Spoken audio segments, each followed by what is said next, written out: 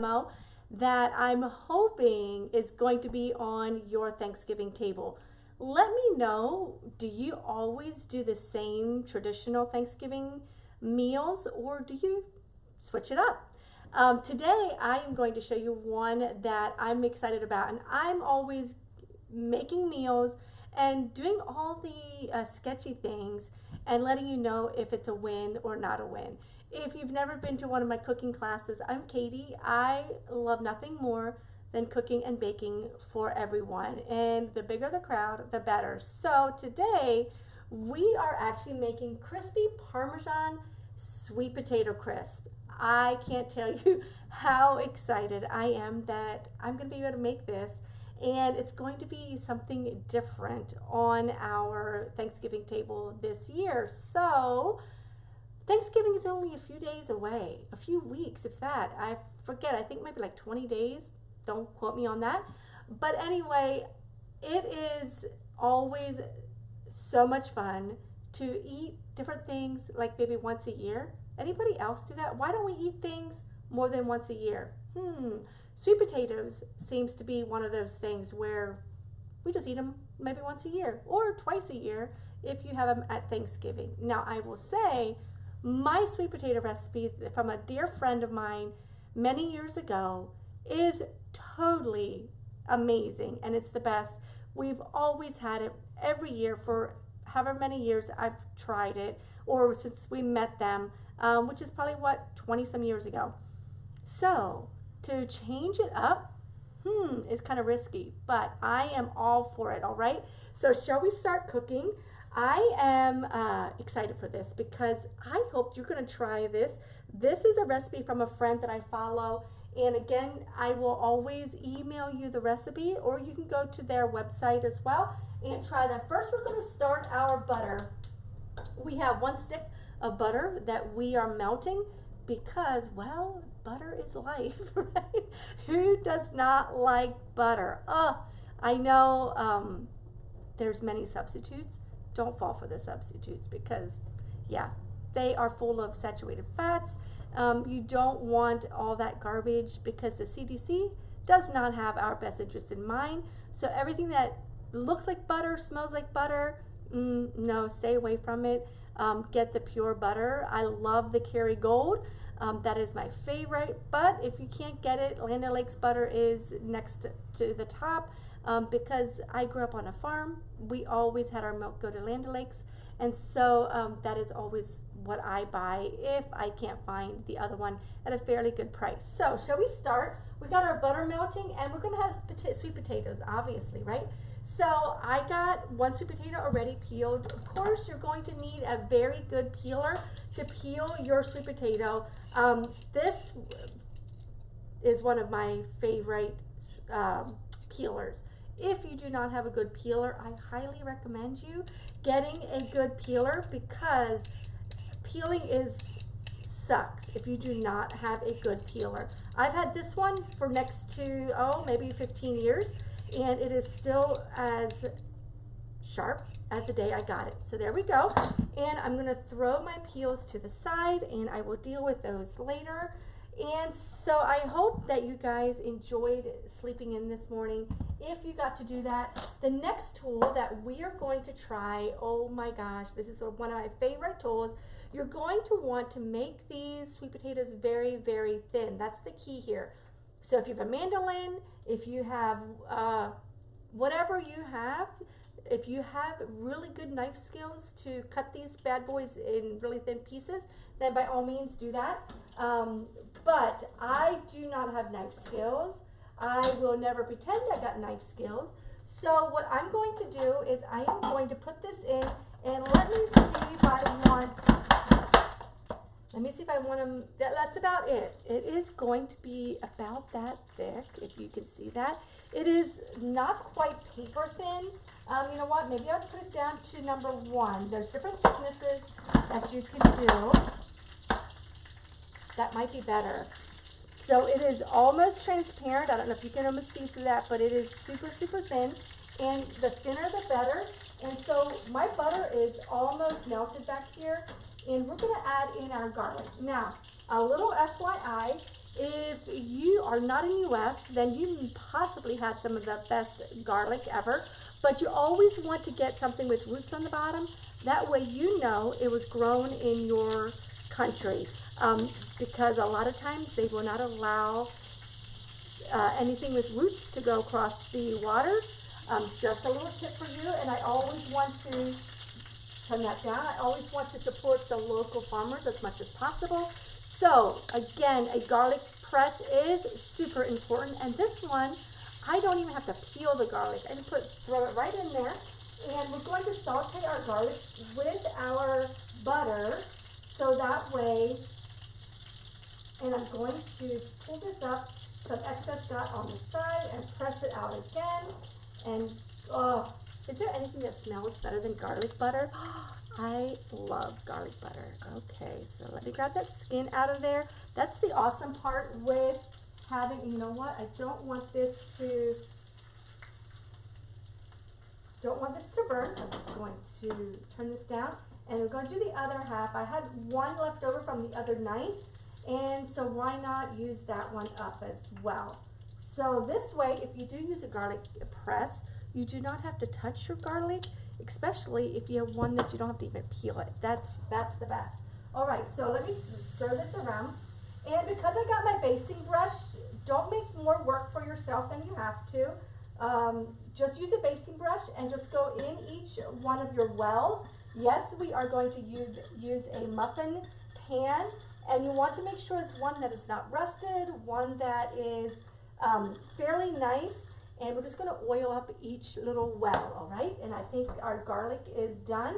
Let me set this over here. And let's finish our sweet potatoes. And you always want to make sure you use your guard. And my recipe went off. Let me find my recipe. There we go. And I'm going to just thinly slice. Always be very mindful of the blade because mandolins are super, super sharp. Always want to make sure you take precaution because we don't want to have those fingers taken off. No one has time for that, right? So I'm just going to finish this, and I always start this. Let me move this. I always start this because as you can see, it's a little bit higher, and so I want to make sure it's down below that. As you can see, I don't put my hand below. And now I will use my guard. Let's get the arm work out. No need for the gym, right? So we're going to shred these very, very thin. How many are excited for Thanksgiving? Let me just say, I always love every holiday, but this time of year is like my favorite. So we're going to throw all these sweet potatoes in a bowl, and we're going to do oregano. We're going to do 2 tablespoons of oregano, and I don't have quite as many sweet potatoes as they did.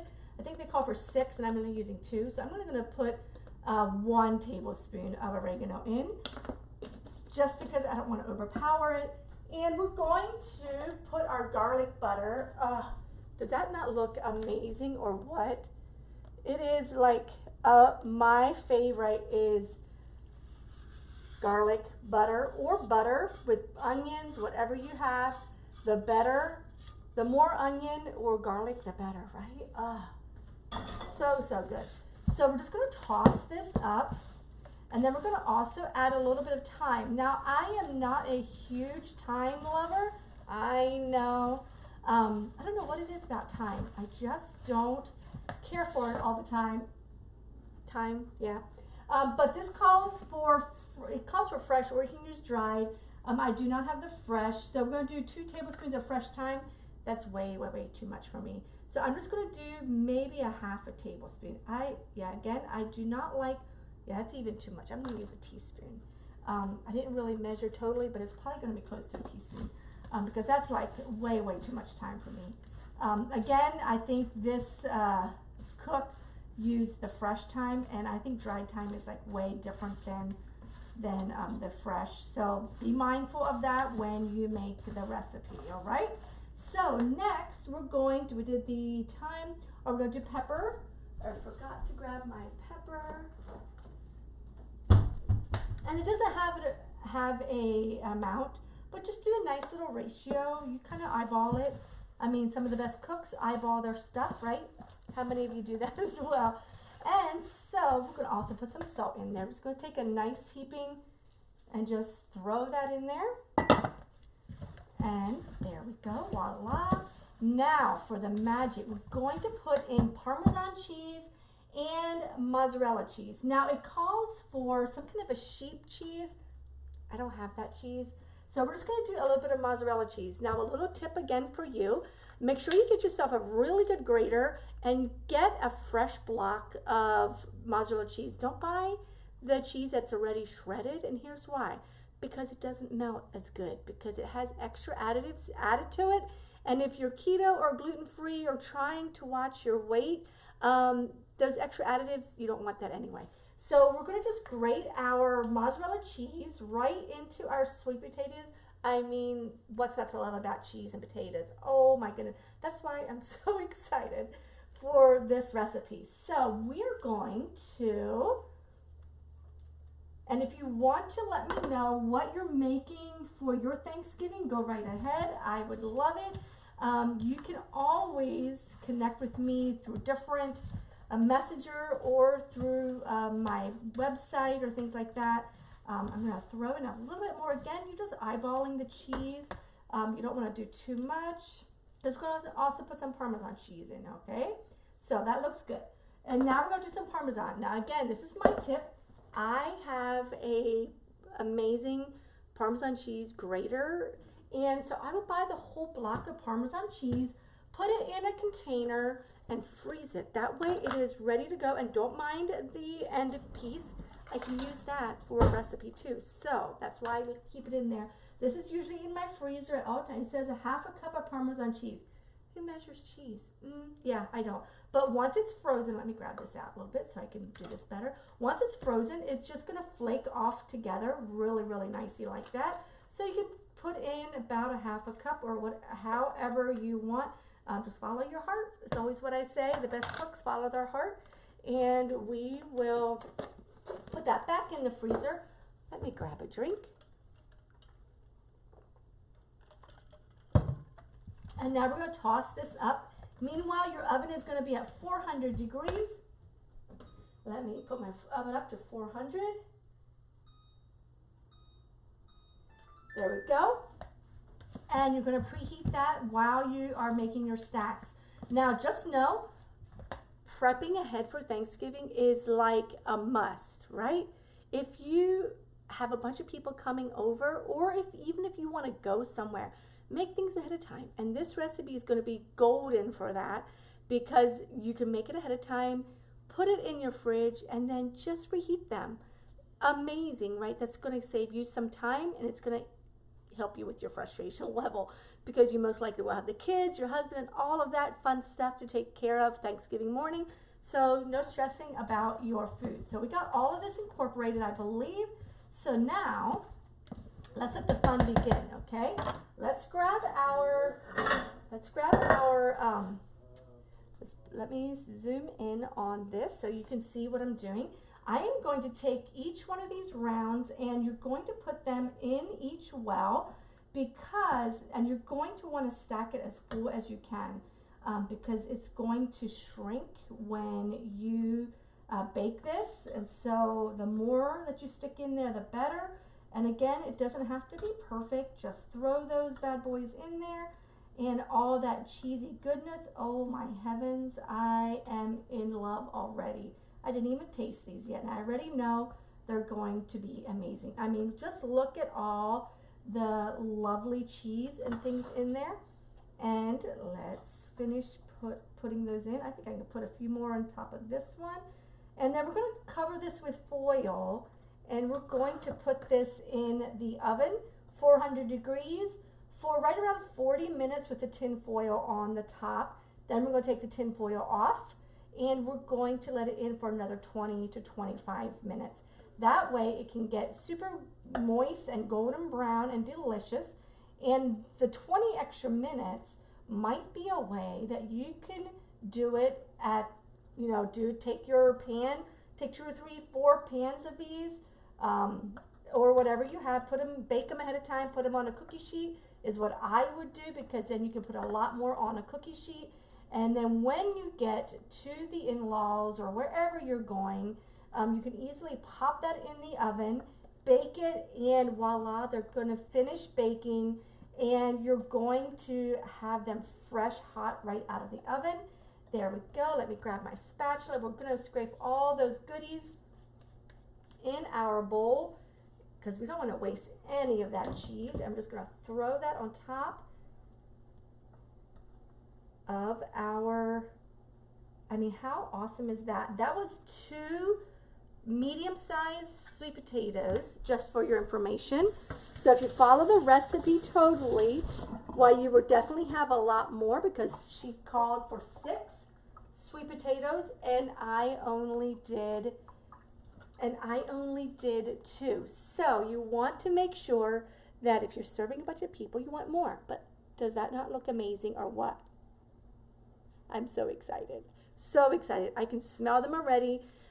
I can almost taste them. They're super buttery, full of flavor, and I hope you're going to give them a try, all right? Let me stick these. Whoops, let me put my tin foil on the top, and we're going to put these in the oven for 40 minutes.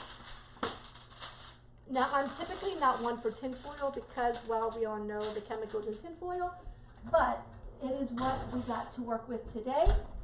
And there we go. Super easy. And again, you can make it early Thanksgiving morning if you want to be that ambitious, if you don't have a lot of other stress on your plate at the moment. But give it a try. Let me know how you like it. And if you like the recipe, put recipe below and I will get that recipe for you. Thanks so much and have a fantastic rest of the day.